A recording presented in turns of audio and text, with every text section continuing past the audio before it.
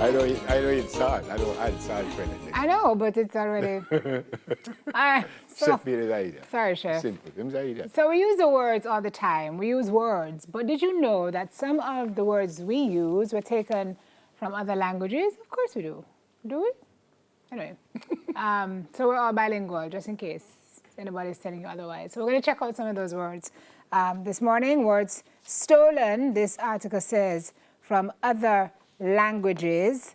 Nefred was the first word. Genre. Yes. Is that how it's pronounced? Yes. Because some people say genre. No. It's genre. Yes. There you go. Well, not bad. Not to that. In English, we use that word to describe a work of art characterized by particular style, like horror, romance, comedy, and so on. Now, the word, however, comes straight to us from the French language. Now, genre literally translates to gender.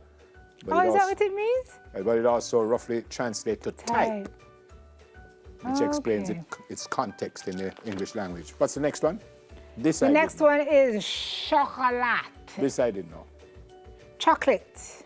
While we no doubt love it, the word doesn't have origins in the English language. Instead, it was translated to English from Spanish, chocolate, via Nahuatl, I don't know, the language spoken by the people who were living in central Mexico during the time of the Spanish conquest.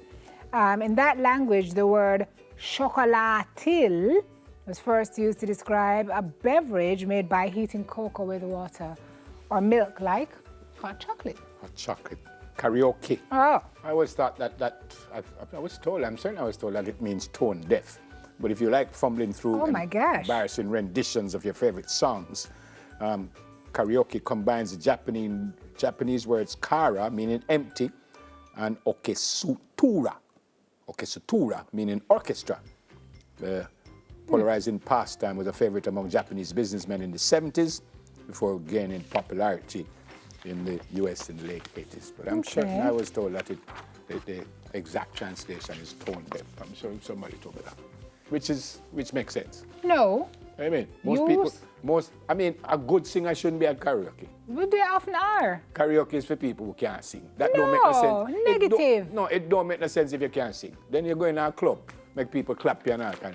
Karaoke is people when you clap you at karaoke too. No, karaoke is when the tone's supposed to over here, so and you be over there. Correct, no. And people are. You obviously don't go to a lot of karaoke. No, but if I go and see singers, I would get up and leave because that don't make any sense. What? Because karaoke is a fun thing. Because you're a bad man. No, it's a fun thing. But when you sing karaoke, we've done karaoke on the show, you don't sound bad. No, but I can't sing, so I'm doing my best. That's not true. But you're a big singer. No, but you can sing. No, if I sing karaoke, I'd probably tell you to come off the stage. I'd make nice. You tell me to come off the stage? Yeah, because you can sing. I want to hear people like Sheffield who have no idea what a tone is. Have you heard Chef sing?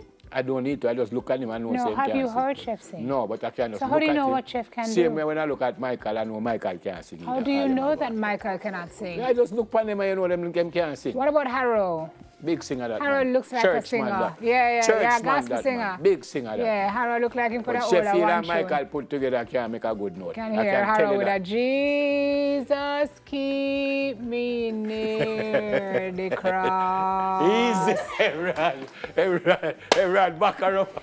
Oh, praise it. All right, patio is a Spanish word that refers to the courtyards within buildings, which were popular features in medieval Spanish architecture. Medieval. Spanish architecture. So it's spelled the same in English. The word is typically used in reference to seating areas homeowners have in their backyards. Okay. Patio is in the back?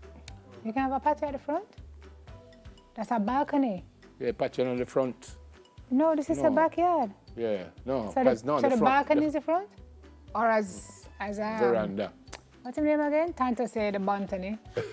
Veranda. Veranda.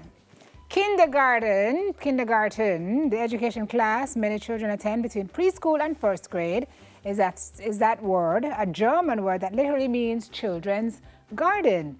The concept was created in Germany in 1837 by 19th century educator Friedrich Froebel. Yep. This next one is entrepreneur. It is not. Or it's entrepreneur. Yes. But it's entrepreneur. Entrepreneur, commonly used to describe someone who starts their own business. This word is lifted from the French term entreprendre, which means to undertake. I think it's entreprendre. Well, there you go. As an entrepreneur, you're literally undertaking your own enterprise. Okay. Mosquito. Mosquito. How way I say?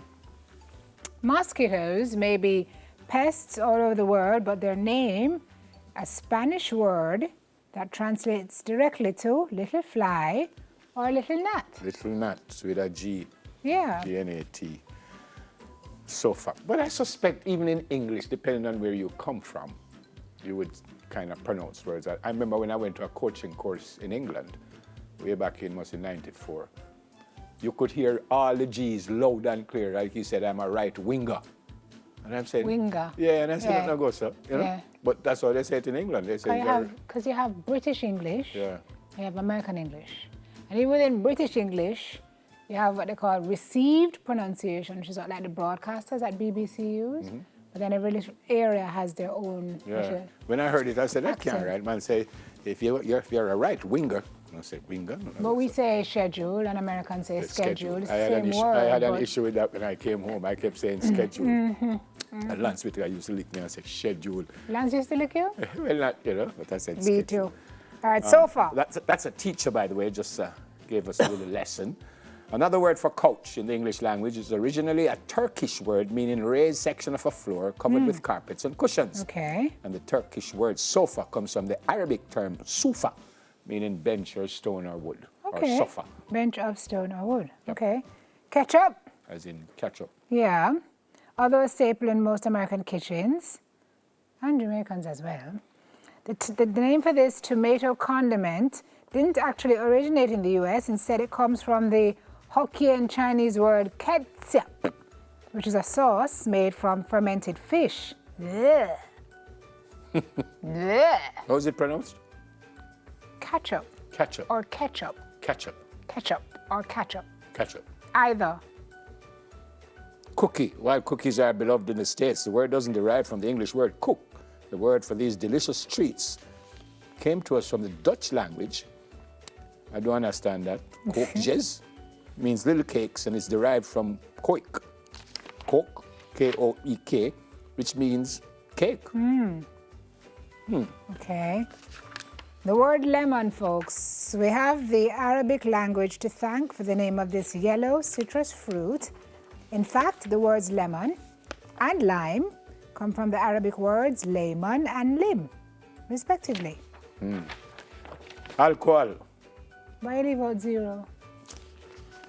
You leave out zero? Then go on, you know? Zero. Oh. The concept of nothing in reference to an amount of something comes to us from the Arabic word sifra, a term that was coined by Muhammad ibn Musa al-Khwarizmi. Yes, my tongue. In the 9th century. Came to us as zero from medieval Latin Zephrim via French and Italian. Not is a word? Not? As in? Yeah. So not and zero is the same thing? Yeah. Or that not spelled? And O. N-O-U-G-H-T? Hen. Or that not is spelled? N-A-U-G-H-T? What I said, N-O-U-G-H-T. N-A-U-G-H-T? Say it spell? Miss? Sir. How it's spelled? You don't see me trying to discreetly Google. I remember my phone number, 00 Not O. Yeah. O. You keep forgetting O. 00 not O. Where I said? I'm saying not. Hen-hey-u. G-H-T. G-H-T. And I said N-O-U. So it's not. Which is not. Probably would be noft because of the English language. Okay. T-O-U-G-H is tough. All right. But that T would be tuft. Oh. It doesn't exist. So why a teacher taught and a preacher Does preached? not prot? Yeah. The teacher taught, but the preacher preached. So I'm not supposed to prot? If the teacher taught, Makes sense. the preacher prot, no? Should. All right, there you go. So as I've now, when you hear me say the preacher prot this morning. Boss. In English, boss describes a person who holds authority and typically manages a group of people in a professional context. The word was directly lifted from the Dutch term baas, B-A-A-S, meaning master. We said that too. Boss. He's a boss, man. Yeah. It was first used as boss in the early 1800s by Washington Irving. What about a landscape? Yeah. Can describe many different things in the English language, from scenery to the perspective of a photograph that is taken, regardless of what context it's used in. The word itself comes from the Dutch term landschap, which combines the terms land and chap or land and chip. Yep. Last one, shampoo, which is both a noun for the hair product and a verb for washing your hair. And a dance. With that product. Comes from the Hindu and Urdu languages. It's from the word kapo, which is an imperative of the word kapanya or kapna, meaning to press or massage. As in you massage shampoo in your hair. How the dance go again? Show me the dance. How shampoo go? How shampoo go again? Shame on you, Clive. Michael, how the dance go Google that one too. So Michael can't sing, I know him can't dance too. Not shampoo. Not shampoo. How shampoo go? All right, folks, Steins versus Carter. We get the details on the lawsuit filed by Dr. Lantonette Steins against Beyonce and Jay-Z, my good friends, after this. Not true? Lantonette Steins are my good friend too.